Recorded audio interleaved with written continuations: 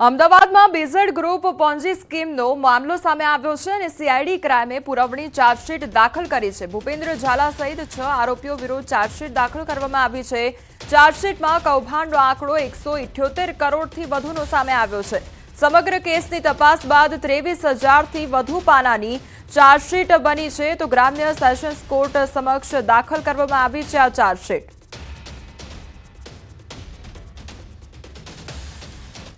Surat કોસંબામાં bike અને dumper વચ્ચે અકસ્માત સર્જાયો અને ડમ્પરે ટર્ન મારતા બાઇક ચાલકને અડફેટે લીધો હતો।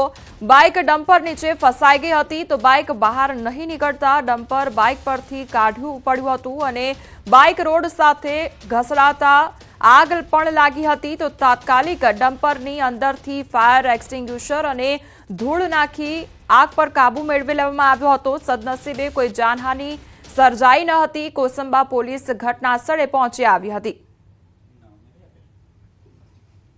તો કોસંબામાં બાઇક અને ડમ્પર વચ્ચે આ અકસ્માત સર્જાયો હતો અને બાઇક જે હતી તે નીચે ફસાઈ ગઈ હતી તેના કારણે બાઇક ડમ્પર જે છે તે બાઇક પરથી પસાર કરવું પડ્યું હતું અને તેના કારણે આગ લાગવાની ઘટના બની હતી। ત્યારબાદ આગ પર કાબુ મેળવી લેવામાં આવ્યો હતો અને પોલીસ પણ ઘટના સ્થળે દોડી આવી હતી।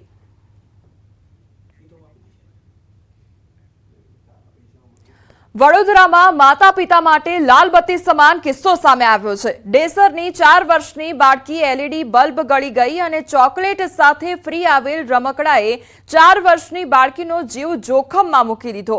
ચોકલેટ ખાઈ બાળકી લાઇટવાળા રમકડાથી રમી રહી હતી। રમતમાં બાળકી રમકડામાં આવેલ એલઈડી બલ્બ તાર સાથે ગળી ગઈ હતી।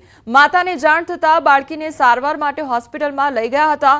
સોનોગ્રાફી અને એક્સરે કરાવતા બાળકીના શરીરમાં આડી થઈ ગયેલ તાર સાથેની એલઈડી લાઇટ જણાઈ આવી હતી। તબીબી ટીમે એન્ડોસ્કોપી કરીને બાળકીના શરીરમાંથી એલઈડી બલ્બ બહાર કાઢ્યો। શેખ ફળિયામાં રહેતી અકીલા હુસૈન દિવાનને ડેસરની ખાનગી હોસ્પિટલમાં ખસેડવામાં આવી હતી। તો બાળકી આ જે એલઈડી લાઇટ હતી તે ગળી ગઈ હોવાની ઘટના સામે આવી હતી। જે રમકડું ખાવાની સાથે આવતું હોય છે તે ગળી ગઈ હતી અને ત્યારબાદ એક્સરે તેમજ રિપોર્ટ કર્યા બાદ માતા પિતાને જાણ થઈ હતી। જૂનાગઢમાં પ્રોફેસરે ગુરુની ગરિમાને લજવી કાઢી છે। વિદ્યાર્થીનીને નાપાસ કરવાની ધમકી આપી પજવણી કરી હતી। મોબાઈલમાં મેસેજ કરી બીભત્સ શબ્દો લખ્યા હતા। મહેસાણની સરકારી વિનયન કોલેજનો આ બનાવ સામે આવ્યો છે। સચિન પીઠડિયાની જો વાત કરવામાં આવે તો જૂનાગઢનો આ સમગ્ર મામલો છે કે જ્યાં વિદ્યાર્થીની સાથે પજવણી કરવાનો મામલો સામે આવ્યો છે। નાપાસ કરવાની ધમકી આપી હતી વિદ્યાર્થીનીને અને ત્યારબાદ પજવણી કરવાનો મામલો સામે આવ્યો છે। તો ભેસાણની સરકારી શાળાની આ ઘટના સામે આવી છે કે જ્યાં પજવણી કરવામાં આવી હતી। શિક્ષણ વિભાગને રિપોર્ટ કરાયો હોવાની માહિતી પણ સામે આવી છે। ઇન્ચાર્જ પ્રિન્સિપાલે તપાસના આદેશ પણ આપ્યા છે। તો શિક્ષણ વિભાગને રિપોર્ટ કરાયો હોવાની માહિતી સામે આવી છે। તો જૂનાગઢનો આ સમગ્ર મામલો સામે આવ્યો છે કે જ્યાં વિદ્યાર્થીનીની પજવણી કરવામાં આવી હતી। નાપાસ થઈ જશે તે પ્રકારની ધમકી આપવામાં આવી અને ત્યારબાદ તેની પજવણી કરવામાં આવી હતી। નાપાસ કરવાની ધમકી આપીને પજવણી કરાઈ। ભેસાણની સરકારી વિનયન કોલેજનો આ બનાવ સામે આવ્યો છે। મોબાઈલમાં મેસેજ કરી બીભત્સ શબ્દો લખવામાં આવ્યા હતા।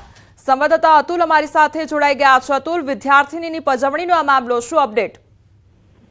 જી કોમલ, આપણે ચોક્કસ જોયું કે જે ભેસાણની સરકારી વિનયન કોલેજના જે પ્રોફેસર છે પીઠડિયા, સચિન પીઠડિયા, તેમણે વિદ્યાર્થીઓને એક બીભત્સ મેસેજ કર્યા હતા અને બીભત્સ મેસેજની અંદર તેને જે પ્રકારના શબ્દોનો ઉપયોગ કર્યો હતો તેને લઈને વિદ્યાર્થીનીઓની લાગણી દુભાઈ હતી અને તેને પણ જે પીઠડિયા સાહેબ છે તેને મેસેજ કરીને કીધું હતું કે સર આવા મેસેજ ના કરો, મને ઘરે તકલીફ પડશે। તો સાહેબે તેને નાપાસ થવાની ધમકી આપી હતી, છતાં તેને જે વેરવેશ હોય છે તેની ઉપર પણ કોમેન્ટ કરી હતી। આ બાબતે જે ઇન્ચાર્જ પ્રિન્સિપાલ છે ત્યાંના જે ભેસાણ સરકારી વિનયન કોલેજના, તેને આ બાબતે વાત ધ્યાને આવતા તેને વિદ્યાર્થીઓને બોલાવીને આ બાબત પૂછા કરી હતી। પણ આ જે ચેટ થયું છે તે વાયરલ થઈ જતા સોરઠના શિક્ષણ જગતમાં ભારે ચકચાર મચી જવા પામી છે કે આ રીતે પ્રોફેસર વિદ્યાર્થીનીઓને આ રીતે હેરાન પરેશાન કરી મૂકે છે અને તેની સામે આવી માગણી કરી છે। તેને અને પ્રોફેસર સામે ફિટકારની લાગણી વરસી છે।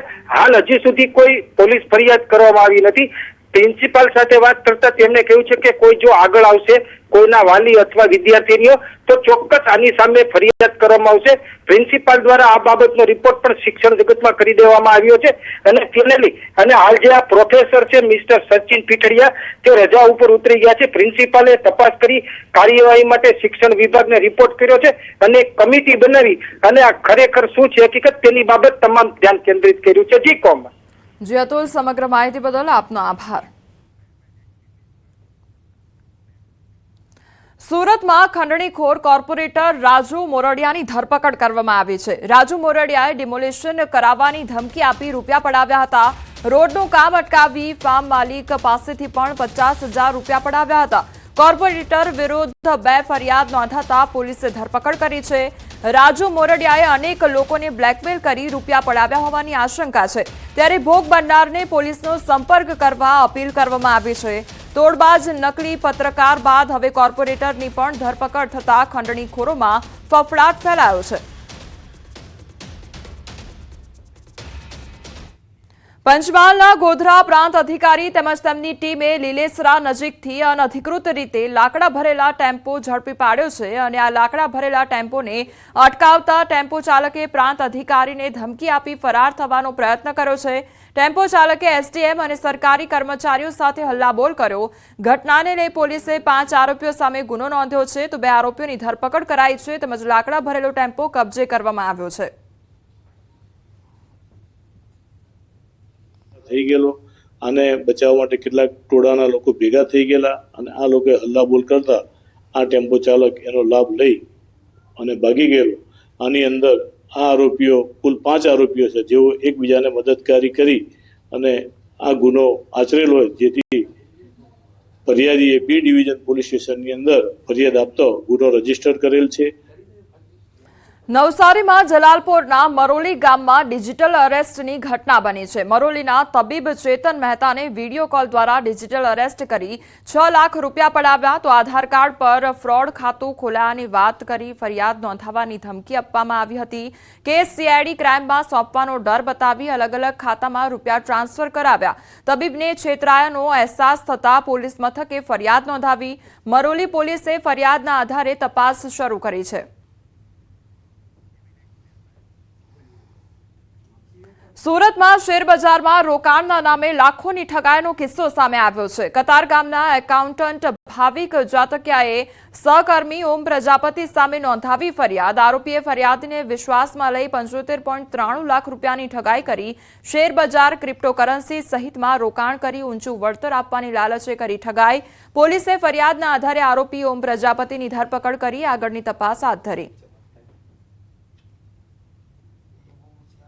આરોપીએ ફરિયાદી પાસેથી આશરે 75 લાખ રૂપિયા જેટલી રકમ મેળવી લઈ અને ત્યારબાદ ફરિયાદીનો વિશ્વાસઘાત કરી અને તેમને કોઈ પણ પ્રકારના પૈસા પરત ન આપી પૈસા પોતે અન્ય જગ્યાએ પોતાની રીતે વાપરી નાખેલા. તે અનુસંધાને ગુનો દાખલ થતા આરોપીને આજરોજ અટક કરવા